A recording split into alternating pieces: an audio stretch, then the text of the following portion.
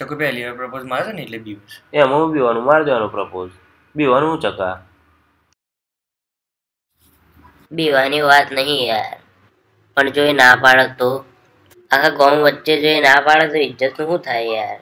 મારે તો ખર્ચો માથે પડે, આ લુગડો લાવ્યો ને હેર સ્ટાઈલ ને એ બધું. ખબર આ ચકો કેવો લાગે છે લે? અમારા ખેતરમાં પેલો ડાયરેક્ટ કામ કરવા આવી છે ને એવો જ દેખાય છે. સાચું લે? કોઈ જ ફરક નહીં. તો હવે પહેલા તો આ ઝટકો કપાય, બાવા જેવો લાગુ છે. શું લાગે છે?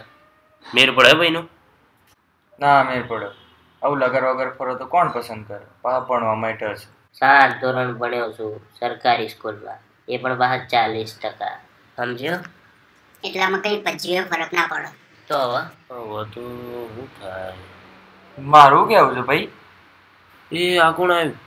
હા બહાર જઈને 2 કચોરી કર્યા, લીલી ચટણી વધારે નાખ. હા જલ્દી આવો, ઠંડી થઈ જશે. જલ્દી કરજો, ભૂખ બહુ લાગી છે આજ તો. જો ભાઈ જગા, ટેન્શન નહીં લેવાનું, બધું ઠેકાણે પાડી દઈશું. આયો કલર્યું. જો ભાઈ, છોકરી પટાવવાના ઘણા તરીકા છે. Facebook, Instagram, Snapchat. સ્નેપચેટ તો અનઇન્સ્ટોલ કરી દીધું.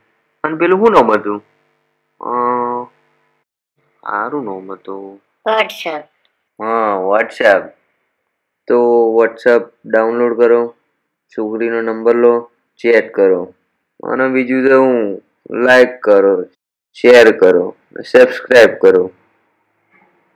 પત્યું? સાથ મારો તું છોડી ગઈ, મન યાદ વચ્ચે તું મિલી ગઈ, તન દૂરથી સલામ, દૂરથી સલામ, દૂરથી સલામ, બેવફા તને દૂરથી સલામ.